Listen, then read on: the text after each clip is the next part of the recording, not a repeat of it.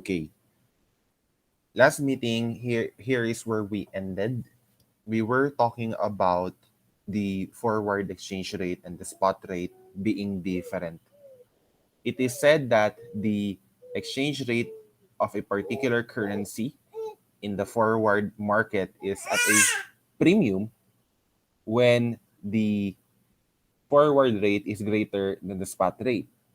It is at a discount when the forward rate is less than the spot rate.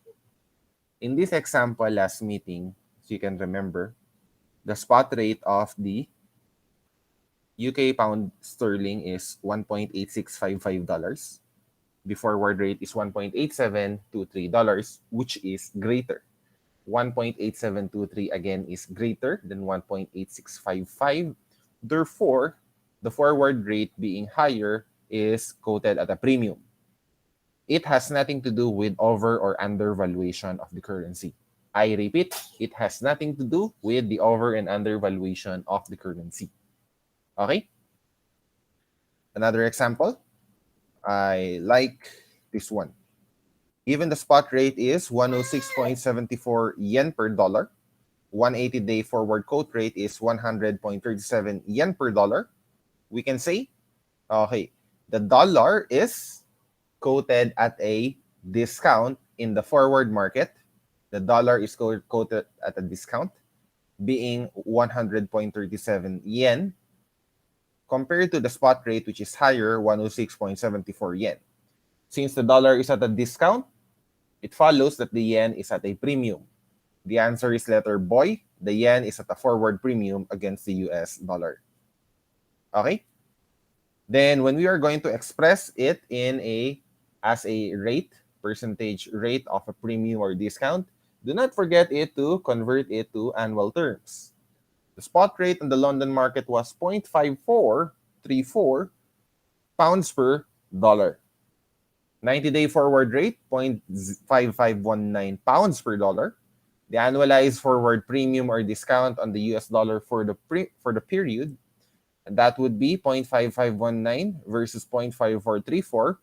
Obviously, the forward rate is higher for the dollar, 0.0085 more pounds per dollar in the forward market. Divide this with the spot rate of 0.5434 pounds per dollar, you would have 1.56%. 1.56% for 90 days. Do not forget to annualize. Do not forget to annualize. Multiply this by 360 over 90. So this is good for 90 days. So divided by 90 daily times 360 yearly. 6.26% premium. The correct answer here is letter boy. We have made different examples. Okay, ingat kayo ha. Are we talking about one currency being at a premium or discount, or we're talking about the other currency? For example, here, the quotations are in rupees per dollar. However, what we need is dollars per rupee. Okay, you may review this in the video recording. Ingat lang kayo ha. Pinag-uusapan natin yung isang currency, pero yung quotation pala binigay sa kabilang currency. So please be very careful. Again, please be very careful. Now, as a consequence of this discussion, you might be wondering, or maybe not. You might be wondering, or maybe not. Why is it the forward rate sometimes or a lot of times different compared to the spot rate? Why is the forward rate different from the spot rate? Bakit sila naiiba? What is the reason for their difference? Well, it has something to do with IRP, the interest rate parity. If we're going to follow IRP, this principle states that investors are expected to earn the same return interest in all countries after adjusting for risk. So, two securities given the same amount of risk, one situated in a country and the other in another country, we would expect that when we are going to invest in any of them, we would receive the same return. So the examples that I have given here are all risk-free rates. Why risk-free rates? Because both of them are having both of the securities will be of no risk, and therefore they are very comparable. Okay? So this explains why a forward rate can be different from the spot rate, because the forward and the forward rate, why it is different from the spot rate, it is trying to adjust in order to cater interest rate parity. It wants to, at the end of the day, it wants to make it a point that the interest that you would earn in one country would be the same compared to when it will be received in another country. Okay? So example, spot rate is $1 is to 50 pesos. If the risk-free rate, the treasury bill rate has no risk, no? The treasury bill rate has no risk. If the risk-free rate is 5% in the Philippines, in the US it's 2%. After a year, whether you are going to invest in the US T-bill rate and the Philippine T-bill, you should end up with the same position. You should end up with the same position. Hindi magbabago ang position mo. I mean, you would end up with the same amount. Example, invest in the US, this $1 US Treasury bill. $1 after 1 year, it becomes $1.02. 1 year forward rate, that would be 1.02 is to, in the Philippines, when you invest it in a similar security, it earns 5%, 1.05. 1.02 is to 52.50. The two should still be the same after all is said and done. In a span of 1 year, the two should still be the same. Because according to the interest rate parity, whether you invest in a treasury bill in one country or the other, you should end up with the same amount of money. So this 1.02 must be equal to 52.50. So divide 102 by 102 will give you 1. 52.50 divided by 102 give you 51.47. In a span of 1 year, the rate of exchange should be $1 is equal to 51.47. This will now be your 1 year forward rate. This will now be your 1 year forward rate. $1 is equal to 51.47. This will prevent other people from investing in the other country, preventing Filipinos from the need to invest in the US, preventing Americans from the need to invest in the Philippines in order to earn a higher return. The return should be equal for the two, assuming that they are of the same risk. Kung meron mang pagkakaiba yung returns nila, it is because of the difference in risk, not because of currency exchange rate issues. Okay? What if 6 months? Kapag 6 months ang hinahanap natin, ang gagawin nyo lang, hatiin nyo sa dalawa.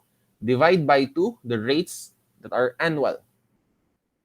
1.02, instead of 2%, it should be 1%. Instead of 5, it should be 2.5%. For the 6-month forward rate, 1 times 1.01, that would give you 101.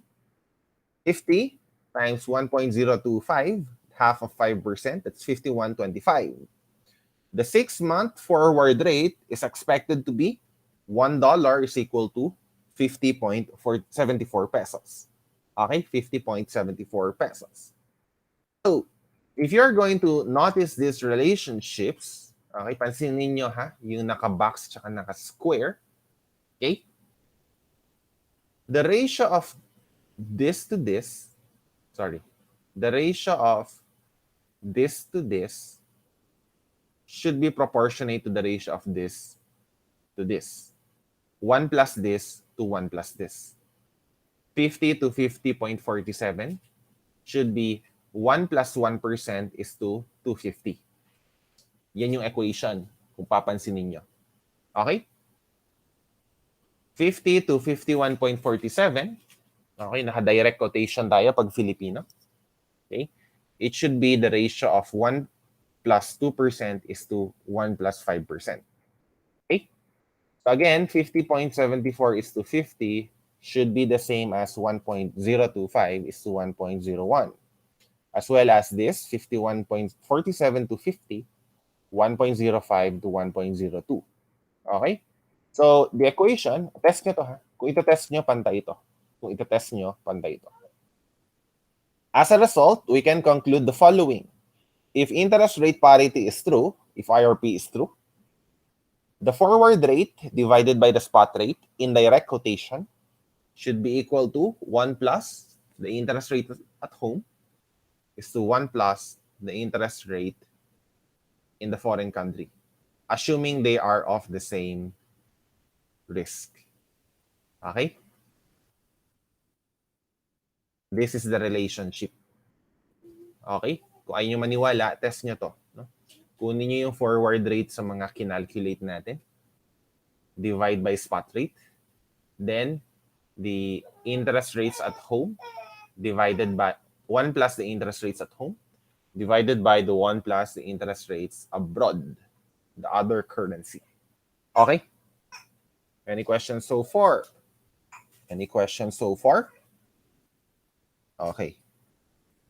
So, this is the example that we had last time. Nasagutan na natin to. If you have any problem with this, inform me. You may revisit our solution in the previous video. Okay, diniscuss natin yan. So, we're now down to our last topic for this unit. Okay. We may also use options. Options is another type of a derivative. An option is another type of a derivative. This would be our third one. The first two that we discuss are the forwards and futures. Technically, the forwards and futures have important differences, but at the end of the day, the mechanics work the same. Okay? The principle is the same for forwards and futures, but for options, this is different. Okay. An option is a contract that gives the holder the right to buy or sell an underlying asset at a specified price within a specified period of time.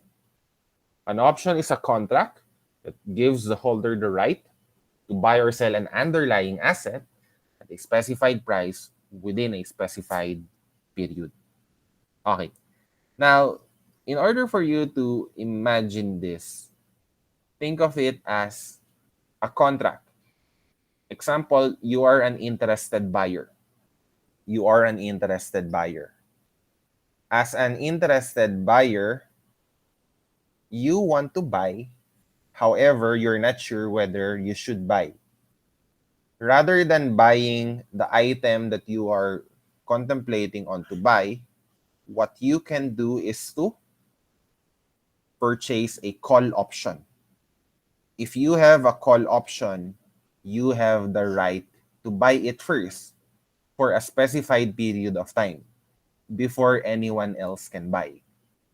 Again, the example is you want to buy an item, however, you're not sure whether you should buy it.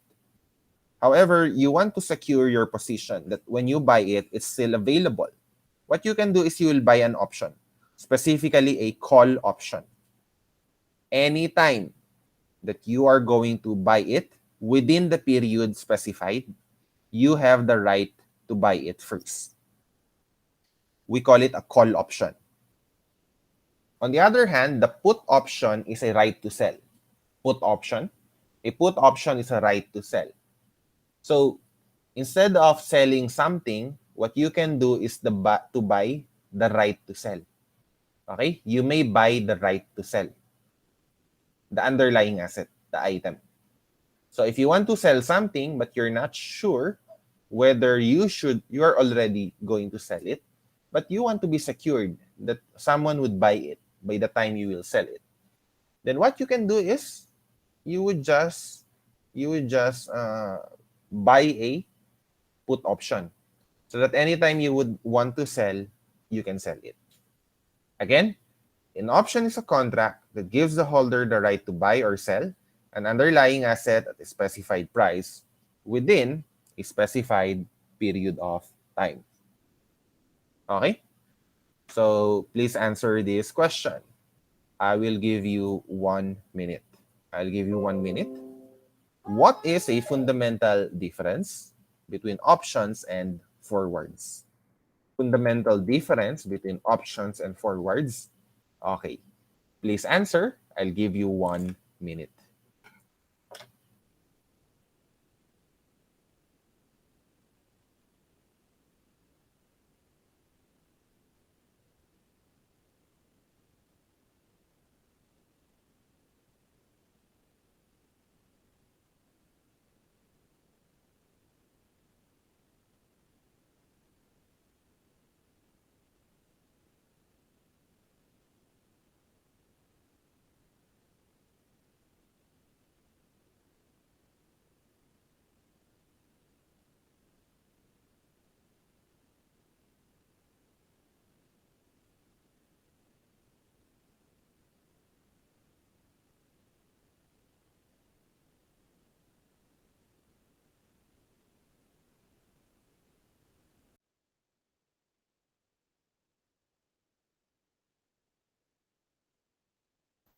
Enter now.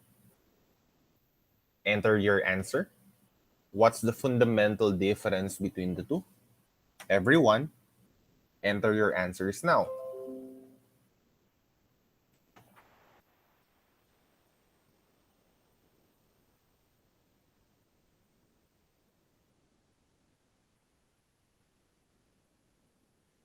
Okay, very good. Mukhang naintindihan nyo, no? It seems to me that you really understood the basic principle behind it. Okay? The fundamental difference between options and forwards is the seller of the option contract is obligated to perform. The buyer is not. The buyer has the option. In an option, whoever bought the option will have the option. Tama ba? Naturally, in an option contract, whoever bought the option contract will have the option whether to buy or to sell. Option to buy, call option. Option to sell, put option. On the other hand, in the forward contract, ano naalala nyo? The deal is already sealed. Forward terms are typically binding to both buyer and seller. In the future, they agreed to do the exchange. Exchange money for the goods. Okay? So forward terms, both parties are obligated. In an option, one party is obliged to follow the other. Okay? Whoever has the option may or may not exercise it. May option to buy ka. Does it mean you are going to buy? Not necessarily. You only have the option, but it's not necessarily that you are going to buy. Now, you have to pay for that option. You call that the option contract. Okay? Now, as I've told you, there are two types of options. Call options and put options. There are two types of options, call option and put option. Whoever has the call option is called the long party. Whoever sold the call option is a short party. Same for put option. The long party and the short party term pertains to what are you relative to the option. Okay? Do not be confused. In forwards and futures, you are the long party if you are the buyer of the underlying asset. You are the short party if you are the seller of the underlying asset. Okay? But in options, the words long party and short party has nothing to do with the underlying, but what are you with respect to the option. Okay? Ulitin ko ha. Pagdating sa forwards tsaka sa futures, you are the long party if you are going to buy the underlying asset. Short party if you're going to sell the underlying asset. But in options, the words long party and short party is not about what your relationship to the underlying asset is, but what your relationship to the option is. Okay? Call option, right to buy the underlying asset. Put option, right to sell the underlying asset. The long party is the buyer or holder of the option. The long party in a call option is the holder of the option to buy the underlying. Okay? The long party is whoever bought the option, not the underlying, but the option. The long party is the buyer or holder of the option. In a call option, the long party is One who has the option to buy the underlying asset. In a put option, the long party is the buyer of the option, and whoever has this option has the right to sell this underlying asset. Okay? Has the right to sell this underlying asset. Okay? The word long party is you are the buyer or holder of the option. In a call option, you are the buyer of the call option. In a put option, you are the buyer of the put option. But remember, the put option, when you bought it, you have the right to sell the underlying. Okay, wag kayong maguluhan. Short party is the seller or writer of the option. In a call option, the short party is the seller or writer of the option to buy the underlying. Okay? The short party in a put option is the seller or writer of the option to sell the underlying. The short party will have to follow what the long party decides. Who has the option? The long party. If the long party will exercise the option to buy, the short party will have to sell it. Siyempre, yung long party yung bibili, kanino niya bibilhin? Sa short party. If the long party of a put option will exercise the right to sell, the short party should comply by buying. Yung short party, opposite ang gagawin niya sa long party. Okay? At kailangan niyang sumunod kung ano ang decision ng long party. Okay? I hope that's clear. I hope that's clear. If you have questions, please raise them now. If you have questions, please raise them now.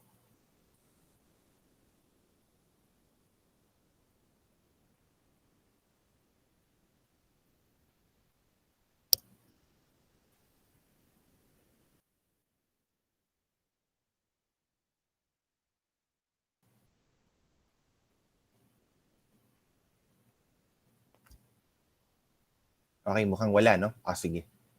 Okay, please answer this one. I will give you 30 seconds to answer this one. You have 30 seconds. Please answer.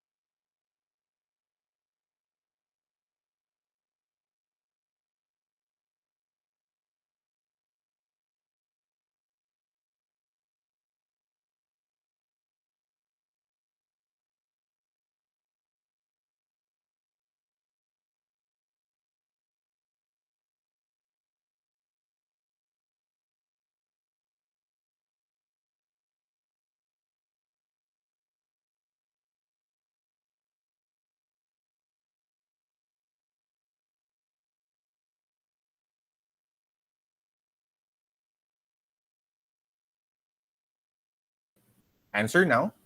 Answer now.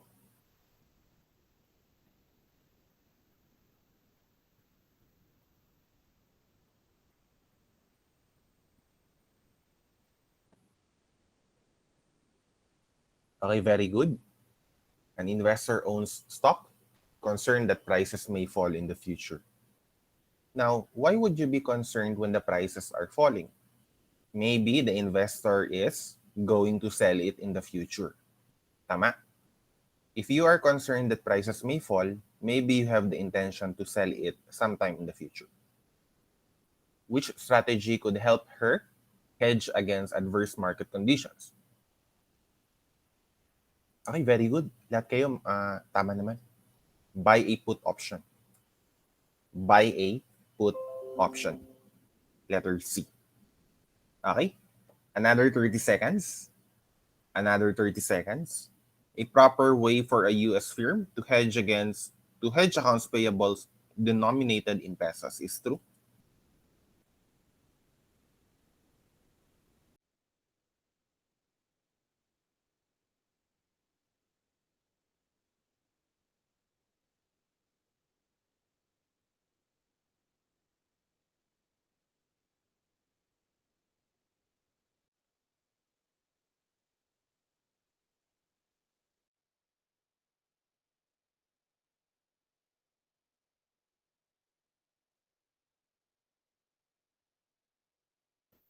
Answer now.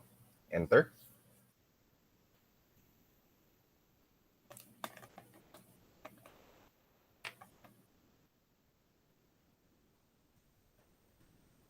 Okay, the correct answer is A. Now, if you have an accounts payable denominated in peso, you are an American firm. You operate an American firm with an accounts payable denominated in peso. So you may hedge this by buying a call option. So that anytime you would want to buy a peso for a particular price, then you are already secured. Okay? Sige. This time, on July 14, an investor goes long on a call option for 100 shares of AMB Corporation common stock with a strike price of $27, expiring on August 16, at an option premium of 450 per share. The market price of AMB on July 14 is $31. August 16, the market price of AMB is $25. How much has the investor gained or lost on the option transaction? Disregard any brokerage commissions involved. Okay, the investor here is a long parity. The investor goes long, and this is a call option. Because a, this is quite complex. This is more complex. I'll give you 2 minutes. Okay, I'll give you 2 minutes. This is more complex.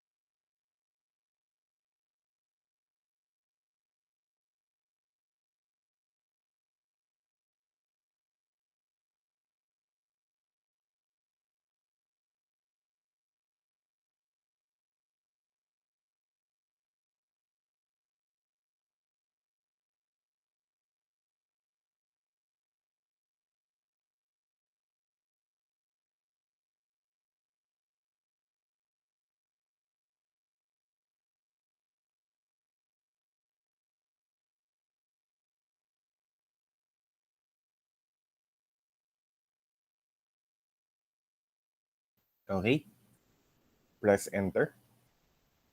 Press enter this time.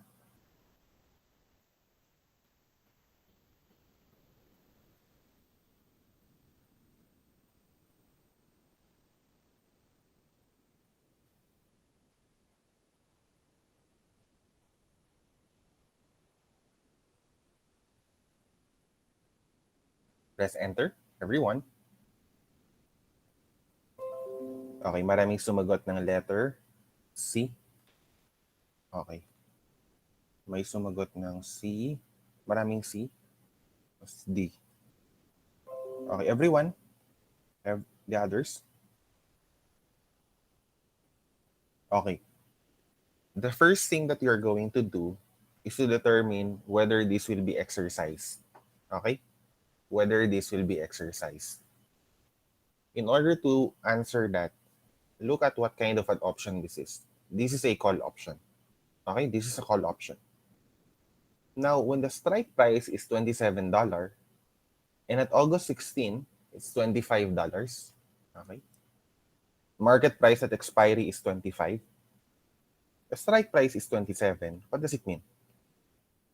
When you see the strike price, it means that when exercised, whoever holds the call option can buy it at 27. Okay? Can buy it at 27. So, this is a call option. And if you are the holder, will you exercise this? Will you exercise this? The answer is no. You are not going to exercise this. Bakit? Yung market price niya 25. Bibilhin mo ng 27. It has a market price of 25. You will buy it at 27 if you exercise the option. It's best not to exercise it because it's cheaper not to exercise it. You can buy it at 25. Don't use this anymore. If you use this, you will have to pay more. 25 versus 27, you would lose 2 if you exercise. However, you will not exercise in this case. You will not exercise in this case. That would be a 0. The gain or loss would be 0. Okay? Now, are you the long party or the short party? You are the long party here. You are the one who's making the decision of whether to exercise or not. You will not gain anything from here because you will not exercise the option. You will not gain anything. Then, during the time of purchase, July 14, you spent $450. Option premium is the amount that you will pay in order to buy the option. Gagastos ka ng $450 ha. You are going to spend $450. 0, negative $450. The net effect would be negative $450 times 100 shares. The total loss is negative $450. The total loss is negative $450. Ay, very good. Ang daming tumama. I hope you're able to get it, ha? I hope you're able to get it. Sana hindi to tsambahan, ha? So, very good. The correct answer is loss 450. Loss or negative 450. Next, this is a similar problem. But this time, the investor goes short on a call option. The investor goes short on a call option. I will give you another 2 minutes here. I will give you another 2 minutes. Go.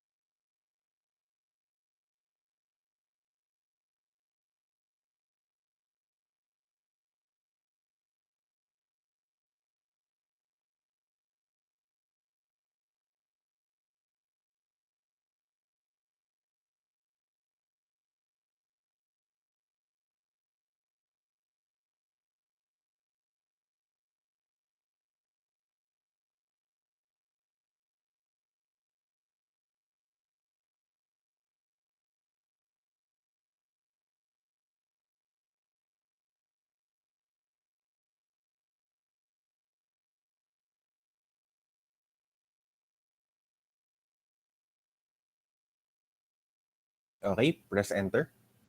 Press enter now.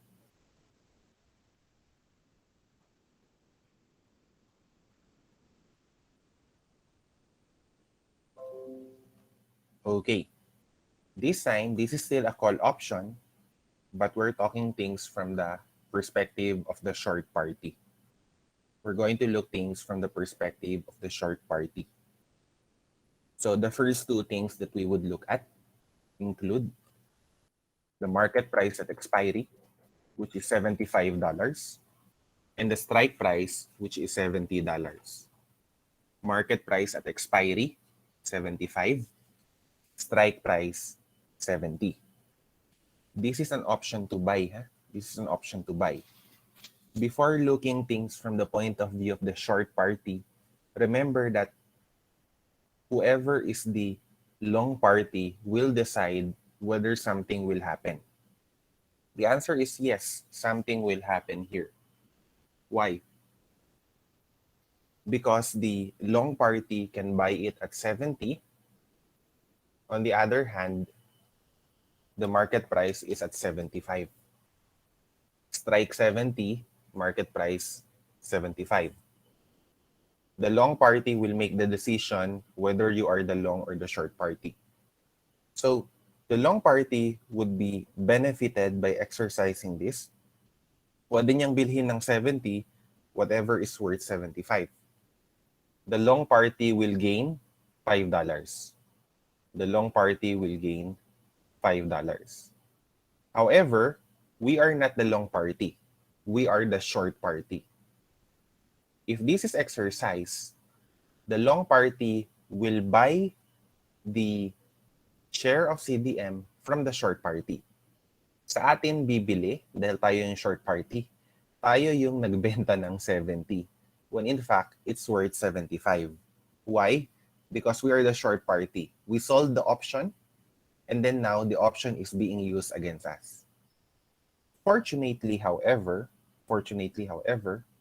we sold it at for $3, offsetting a part of our loss. Offsetting a part of our loss. Tama? Okay. So, -5 plus 3, that's -2. The loss is -2. 100 shares, that's -200. Very good. The correct answer is dog. The correct answer is dog. Wow, tama kayong lahat, no? Sige. Ihirapan ko yung quiz, ha?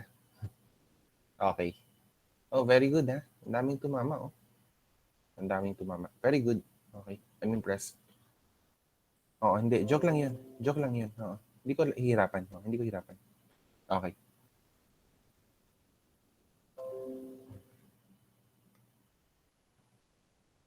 Okay, intindihin nyo, ha? Intindihin nyo. Maybe at this point, nakikita nyo yung mga questions na to sa internet. Madali itong hanapin sa internet, no? But I want you to understand the process because pagdating sa exam, pwede naman baguhin ko yung numbers, di ba? But the analysis is still valid. Okay? So, understand the analysis. Okay? Ito, next problem tayo. Short on a put option. The investor goes short on a put option. Short party siya, seller siya ng option, tapos put option ang pinag-uusapan natin. Okay? So I'll give you 1 minute for this one. 1 minute, go.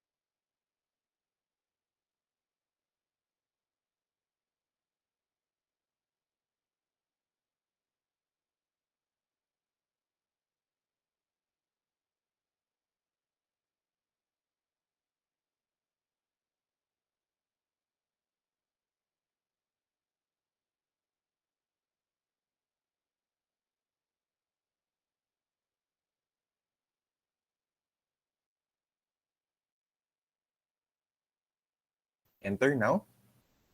Enter now. What's your answer?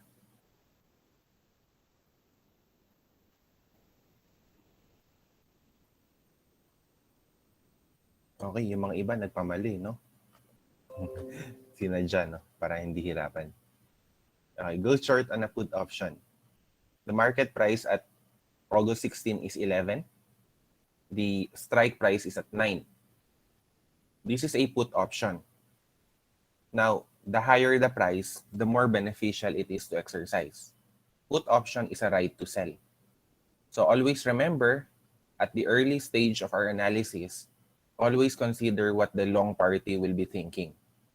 The long party will think that this is not worth it. Ibebenta niya ng 9, kaya naman niyang ibenta ng 11. Ibebenta ba niya ng 9? Kaya naman niyang ibenta ng 11. Wag na lang. The long party will not exercise this. There will be zero gain, zero loss. As for the short party, hindi ginamit ang option, hindi siya apektado. Pero buti na lang, binayaran siya ng 150. The short party was paid 150. Okay? So the short party was paid 150, hindi siya nalugi. Okay? So that would be a gain of 150. 100 shares, that's $150. Okay? The correct answer is letter dog, gain of $150. Gain of $150. Okay. Tandaan nyo ha, pag put option, baliktad ang analysis.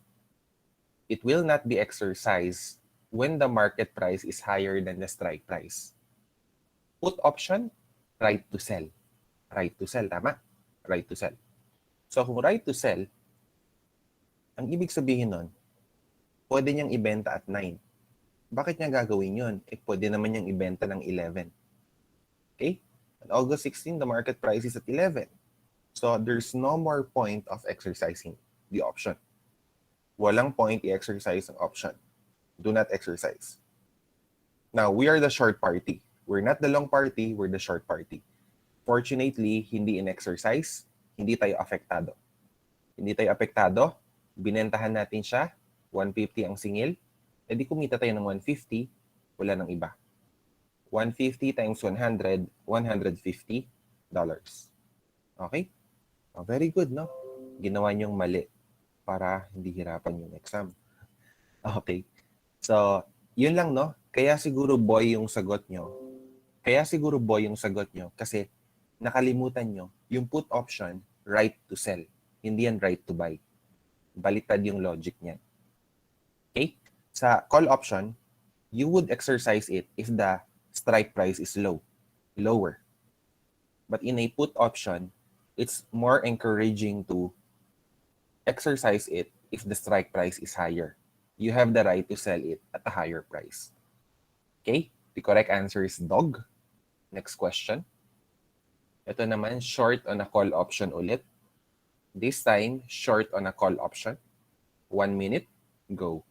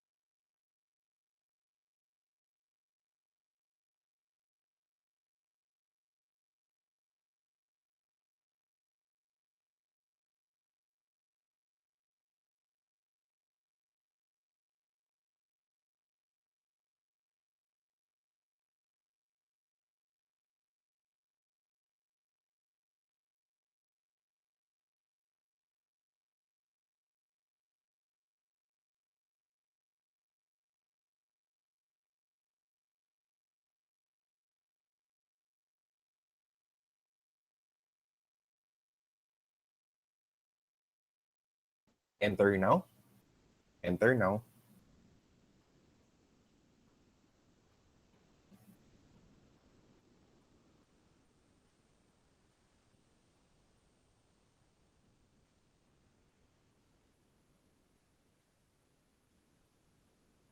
Okay.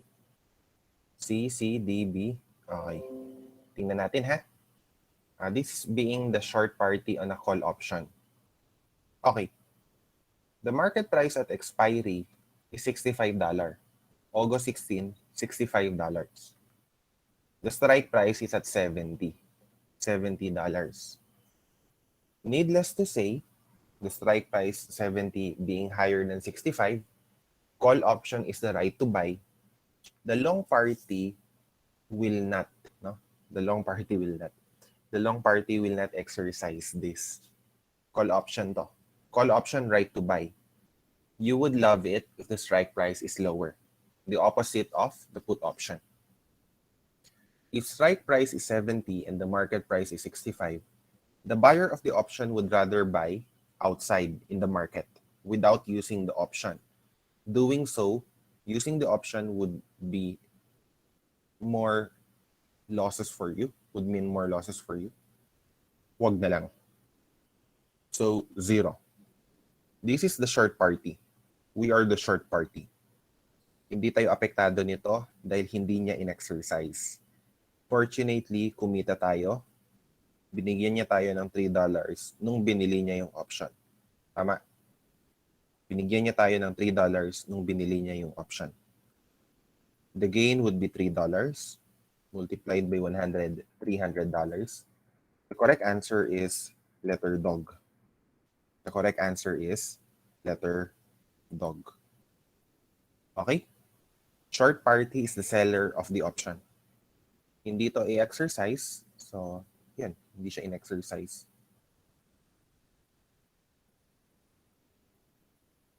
Okay? Ayan ha. Alamin nyo kung call or put option. Para sagutin nyo kung i-exercise ba o hindi. Alamin nyo kung call option siya or put option. Okay. As for this one, I'm going to answer this. Or if you have any answer, you may post them down. Okay? You may enter your answer kung meron kayong sagot. Anong sagot dito? American versus European option.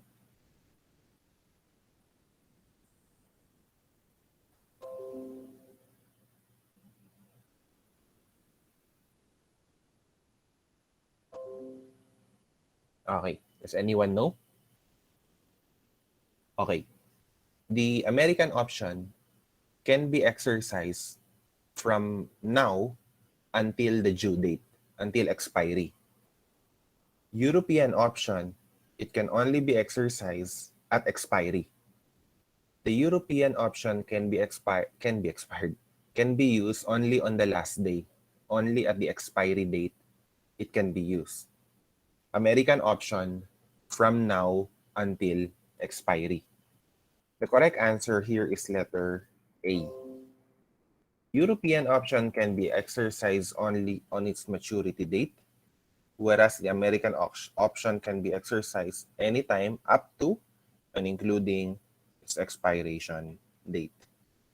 So the correct answer is letter A. Anyway, balik tayo dito. I will give you another 1 minute. Long on a put option. The investor goes long on a put option. Go.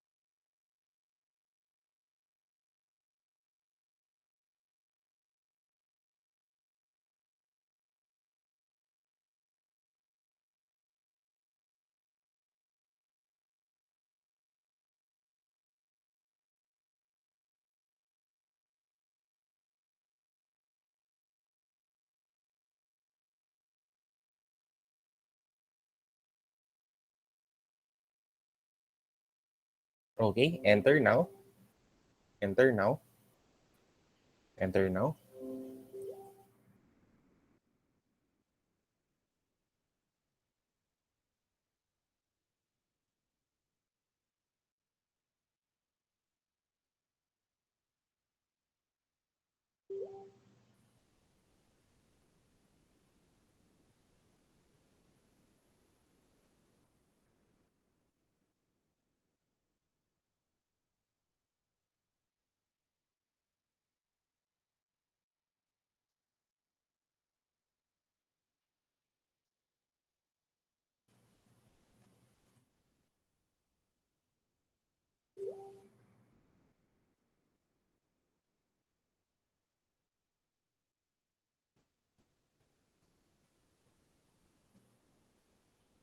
Hmm.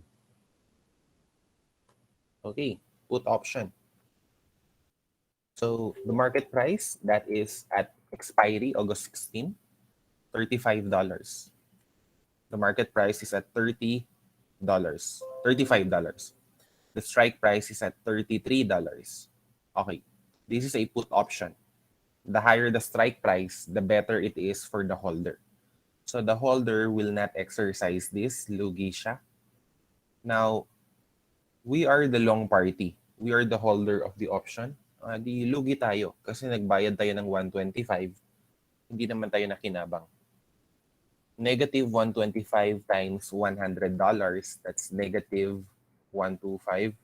Loss of 125. Very good. Everybody got it correctly. The correct answer is letter boy. Okay, almost. Almost everybody got it correctly. Loss yan, ha? Long party ito. This is the long party. Whoever bought the option. Yeah. Loss of negative 125. How about this one? How about this one? An example of someone who goes short on a put option. Another 1 minute. Go.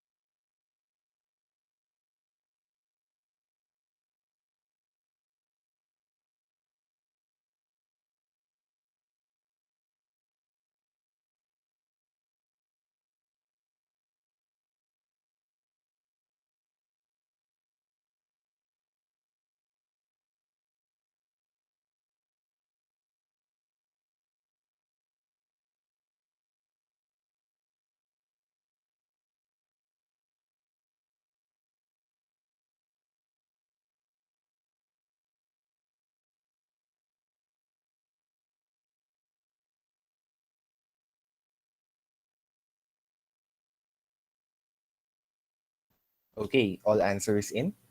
All answers in now.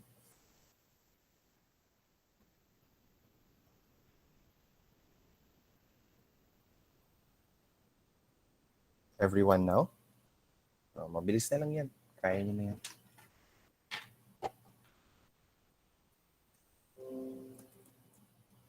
Okay. At expiry, it's $6. Short put option. Strike price is at 9. Always look at things from the long party's perspective first. As far as the long party is concerned, this is a good option. Bakit siya good? Dahil yung strike mataas tapos put option to. The long party can sell it at 9 although the market price is only 6. So, the long party will gain $3. However, we are the short party. Sa atin ibebenta. Tayo ipapabili. Sorry. Sa atin ibebenta, tayo yung mapipilitang bumili ng 9 instead of 6. Lugi tayo ng $3. We would lose $3. Fortunately, we sold the option for 150. So it will partially offset our losses. Okay, very good. Okay, kaya nyo na to. So, negative 150. The loss per share is negative 150 times 100 is negative 150. Loss of 150. The correct answer is letter A. Okay? So this is the last one for options. This is the last one for options. Go.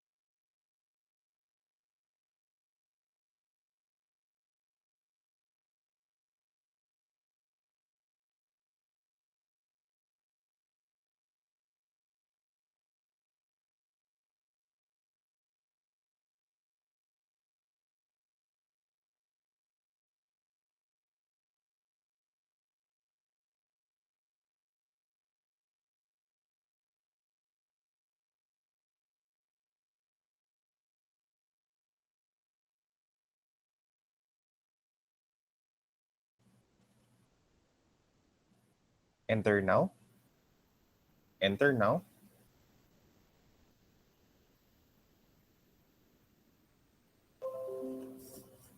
Okay. Long parity on a put option. At expiry, the market price is 30. Strike 33. We would be glad selling it for $3 higher than the market price. So the holder will exercise this and gain $3. Long party, so ito yung holder. Long party is the holder. Gain of $3. Binili niya ito ng 125 from the short party.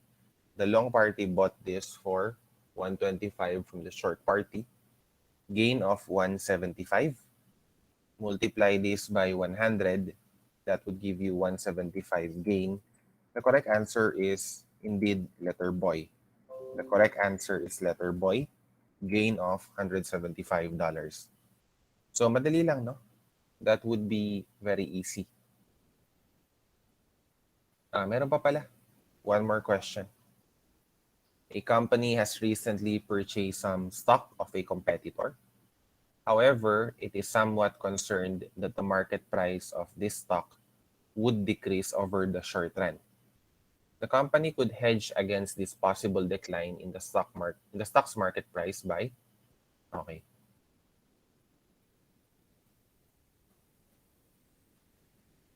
30 seconds, go.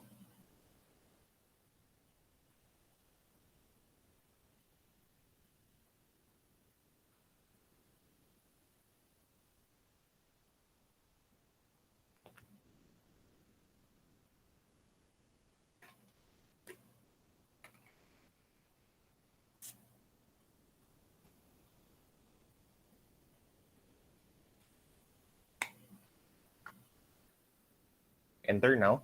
Enter.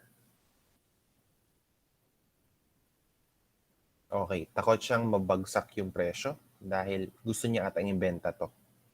So sometime in the future, the company would maybe want to sell this. So what he or she can do, purchase a put option on that stock. By the time that it would be sold, maybe the price, the strike price would offset any declines in the stock price. Okay, the correct answer is letter A. Okay, last topic. It would be our last topic. Swaps. Okay. The last derivative that we will touch is on swaps.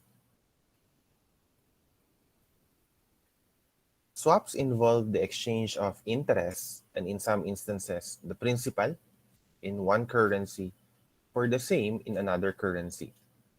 It involves the exchange of interest and in some instance the principal in one currency for the same in another currency. Okay? To give you an example, like let's say we have the Bank of Amuro. Bank of Amuro. Then we have the Bank of Eureka. Bank of Amuro, Bank of Eureka. Okay. Bank of Amuro earns dollars. Most of the revenues of Bank of Amuro are in dollars. Most of the revenue of Bank of Eureka is in euro. Bank of Eureka, the revenues are in euros, generally. Now, the problem is, Bank of Amuro has expense denominated in euro. The expense is denominated in euro. Bank of Eureka expense, on the other hand, is in dollars. Summary, Bank of Amuro, revenue dollars, expenses euro. Bank of Eureka, revenue euro, expenses dollar. Okay? What's the problem here? What's the problem here? The problem here is if the dollar rises in value and the euro would lose value, if dollar appreciates, euro depreciates, Bank of Amuro will be happy because the revenues will go higher while the expenses will go lower. Bank of Eureka will be sad because the euro went down, the euro revenues would go down, and the dollars went up, the expenses would go up. Bank of Amuro is happy, but Bank of Eureka is sad. Opposite, dollar depreciates, euro appreciates. What would happen? In this case, the Bank of Amuro, which earns dollars, will have lower income, higher expenses considering the euro appreciates.